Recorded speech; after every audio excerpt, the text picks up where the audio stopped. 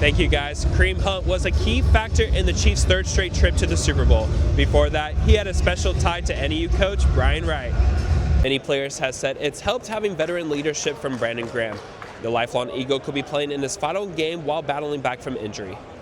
Boise State has made an incredible run to the college football playoffs in the quarterfinals with the help of some key transfers, including nose tackle Sheldon Newton, who first started his football journey at NAU. At Chase Field, two dominant offensive teams from the Big Ten and the Big 12 are competing in the 35th annual Rape Bowl, where it is a familiar sight for Rutgers quarterback Athan Kalianis. He's looking for another win, but this time for the Scarlet Knights.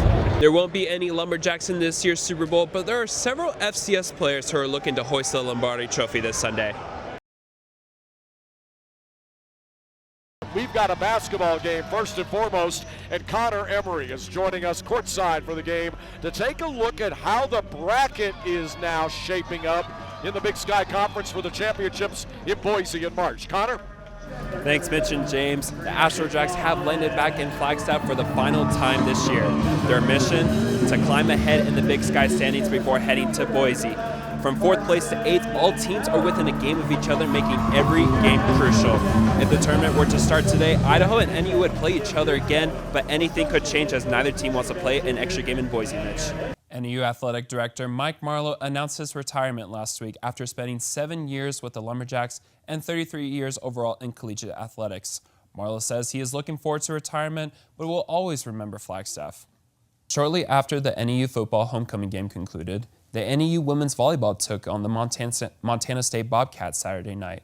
The Lumberjacks were swept by the Bobcats last time they met late September, but the past is in the past. I was at the game, and it did not disappoint. Welcome back to ESPN Plus. Before tip-off, Trent McLaughlin was honored for scoring over 1,000 points at NEU he accomplished earlier this year. While he is a senior, McLaughlin has only been with the Astrojacks for 3 years as he transferred from Central Connecticut after his freshman season. McLaughlin has played a big role for this team, especially from the three-point line, and I'm sure Burkhardt will miss him after the season. Mitch? Yesterday, the Coconino girls soccer team kicked off the 4A playoffs against ALA from Gilbert. It came down to the wire as there was a last-second goal in the final minutes, creating a memorable game for the Panthers. Coach, great second half effort, but ultimately fell short. What can you take from this as you head towards the end of the regular season, next few games? You know, I'm going to choose my words wisely right now. I'm going to have to watch the film on it to get down like that and give up 45 points in the first half, and to come back, and we had a layup to get it within one with 15 seconds left, and so I'm going to watch the film and make some decisions based off of that. All right, thank you, Coach. We'll see you Saturday. Yeah, a lot of people thought that he wasn't going to be healthy coming to the NCAA tournament. A lot of concerns, but he looks fully healthy and looking to win that championship for Duke. And the BYU-Bama, that's going to be a fun matchup. I'm looking forward to it. I believe it's going to be whoever gets to 90 points first. Welcome back to ESPN Plus. With his first rebound of the game, Carson Tao only becomes the second NEU player to record 1,000 points and 1,000 rebounds behind Don Butchenbach when he played in 1959 to 1963. Thank you, guys. Kareem Hunt was a key factor in the Chiefs' third straight trip to the Super Bowl. Before that, he had a special tie to NEU coach Brian Wright. Kareem Hunt was selected in the third round of the 2017 NFL Draft by the Chiefs and made a huge impact for the team right away. Before that, Hunt excelled for University of Toledo with 4,945 yards in his college days. In Hunt's final year, Brian Wright came into the picture and helped him have a memorable senior season. Wright described Hunt as a team player on and off the field and would always put others first. Kareem was a team guy first and foremost. A couple things that really stood out for me was not only was he a great player and a great competitor, really difficult to tackle. Although they spent one season together, Hunt expressed that Wright played a big role in his success. Brian Wright's done a great job, man. He always helped me and believed in me and, put me in position to be successful at Toledo. My senior year is probably, one of my best seasons there, and I give a lot of credit to him and Coach Candle for that. Terry Swanson, Hunt's backup at Toledo, has followed Wright to NEU as the running backs coach. Wright said that the duo was an ultimate threat in his first year at Toledo, which holds a special memory for him years later. What a dynamic backfield we had with Kareem and Coach Swanson back there. We had a great group there and a great team, a great offense. And it was certainly special to be there at that time with all those guys. Hunt knew that Swanson would be a coach one day and is proud of his old teammate for the tremendous work he's done over the years. I'm so happy Terry's coaching because he was a heck of a football player, man, with me. And just a guy that, he pushed me to be who I am together. He always, he would take playing time for me if I wasn't doing my job or, performing in the way I should. And I got a lot of respect for Terry, and I know he's a great coach because how much he loves the game of football. Boise State has made an incredible run to the college football playoffs in the quarterfinals with the help of some key transfers, including nose tackle Sheldon Newton, who first started his football journey at NAU. Just 2 years ago, nose tackle Sheldon Newton was playing in the Sky Dome for the NAU Lumberjacks.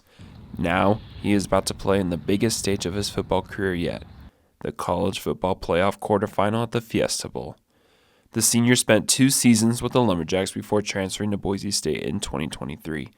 Newton expressed that playing big matchups while at NAU in the Big Sky has helped him chase for a national title run with Boise State. That definitely prepared me at my time at Boise State because those games got me here, and I play those type of games every week now. Sometimes changing teams can be a difficult transition for players. Head coach Spencer Danielson says that Newton proved to be a significant addition from the transfer portal. Sheldon Newton has been a huge addition. When he came 2 years ago, we recruited him a little bit coming out of high school. And then when he was in the transfer portal leaving NAU, we had really good conversations about what he was looking for. Because that's my biggest message to recruits, especially transfers. What are you looking for? What do you want from this? Because if what they want is what we need, that's a fit. If what they're looking for and what they want is not what we're looking for, that's never going to be a fit. And Sheldon was a perfect fit for our program, and how he's been able to change his body, change how he plays this game. He always had a really good skill set, an NFL skill set, but seeing him grow and develop to the player he is now, playing through injury, battling through, everything he's got to this point is a testament to him. Defensive coordinator and defensive line coach Eric Chenander also gave high praises for Newton with bringing his pass rush and intelligence, anchoring a Broncos defense front that tailed the second most sacks in the nation. Watched the film, obviously big body that had an impact there, made some splash plays on his time at Northern Arizona. Obviously big time when you can get a starter or a guy that's played a ton of game experience to transfer in. Also, we knew his high school football coach, so we knew what kind of person he was, knew how he worked, knew how he carried himself day to day. While Newton impacts the Broncos on the field, he stands out off the field as well. Teammate Herbert Gum says that Newton is a great person to be around and brings a ton of energy. Well, Sheldon's he had a big impact on his team. Like, everybody loves him. He brings the energy every day. He just make everybody want to come together and like share moments together. He's a brother to me for life. He just been there for me since he's been here. He's a good player. For Newton, he is always reminded of playing at NAU when he watches his former teammate, wide receiver Coleman Owen, who transferred to Ohio University this year and set a single-season school record for receiving yards. Especially for my previous teammate, Coleman Owen. He was a guy I love watching him playing on Saturdays with him, knowing that guy was on my team, watching him ball out every time, and just being with my past brothers.